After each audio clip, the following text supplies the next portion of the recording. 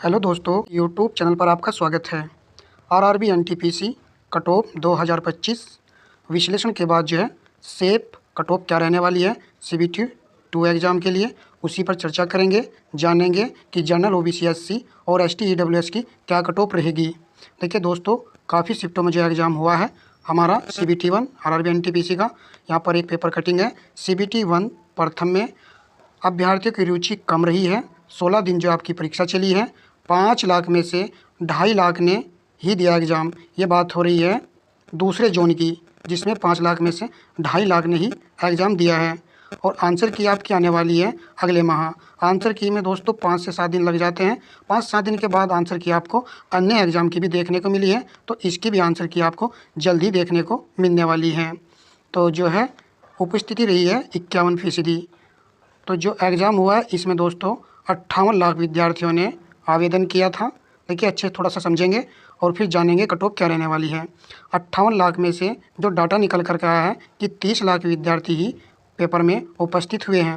हमने एग्ज़ाम में देखा था कि कंप्यूटर जो हमारे बराबर में थे अक्सर वो खाली थे, और हमने पूछा भी था, कह रहे थे ये बच्चे जो एग्ज़ाम में उपस्थित नहीं हुए, एब्सेंट है। तो इसलिए जो है एग्जिट डाटा यह है कि 30 लाख ने ही एग्ज़ाम दिया, परंतु 30 लाख भी काफ़ी विद्यार्थी होते हैं, ऐसा नहीं है कि कम विद्यार्थी होते हैं।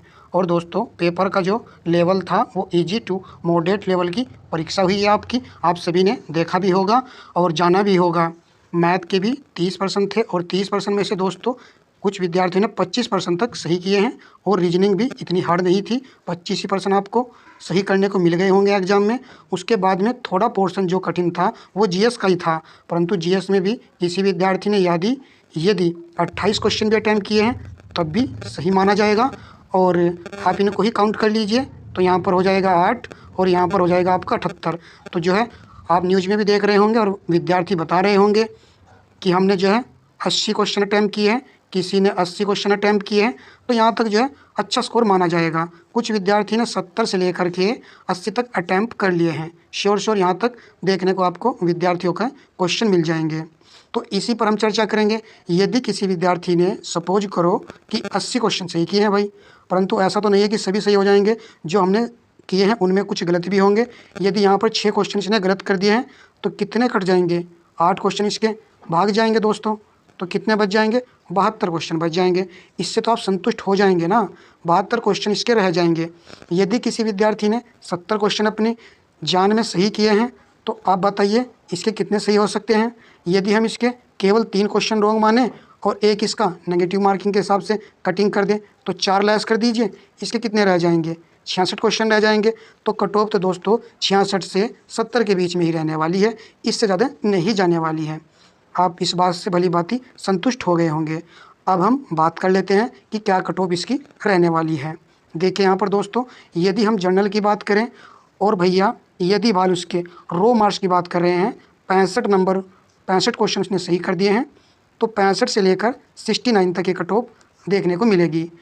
अलग अलग जोन की अलग अलग कट ऑफ रहने वाली है। कहीं पर तो आपको 65 नंबर पर भी देखने को मिल जाएगी, और कहीं पर दोस्तों 69 नंबर पर भी देखने को मिलने वाली है। ये डिपेंड करेगा कि किस बोर्ड में कितनी वैकेंसी है। आप इस बात से संतुष्ट हो जाएंगे। उसके बाद में जब आपका नॉर्मलाइजेशन होगा, नॉर्मलाइजेशन में दोस्तों 5 नंबर भी बढ़ सकते हैं, आपके 10 नंबर भी बढ़ सकते हैं। यदि हम 65 वाले के 10 नंबर बढ़ा दें तो ये कट ऑफ कहाँ पहुँचने वाली है? फिर 75 पर पहुँचने वाली है।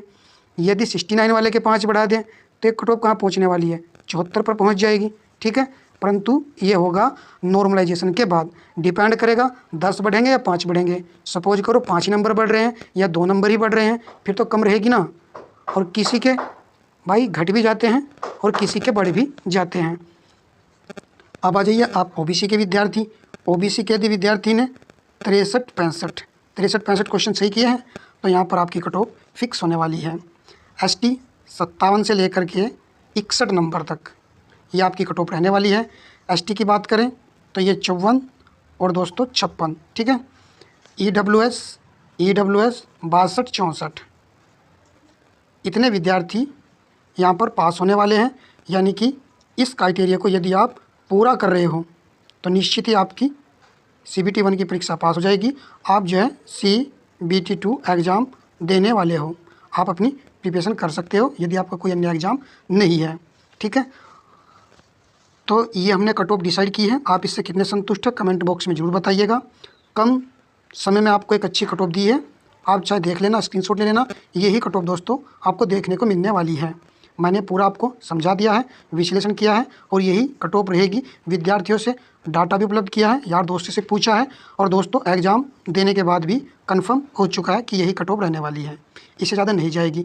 वही मैंने बताया आपको, यदि यहाँ पर 57 नंबर एससी के हैं और इस भाई के 5 नंबर बढ़ जाते हैं तो ये कट ऑफ देखिए कहाँ पर पहुँच जाएगी, 62 पर पहुँच जाएगी। 61 वाले के 5 बढ़ जाते हैं 66 पर पहुँच जाएगी नॉर्मलाइजेशन के बाद में, ठीक है।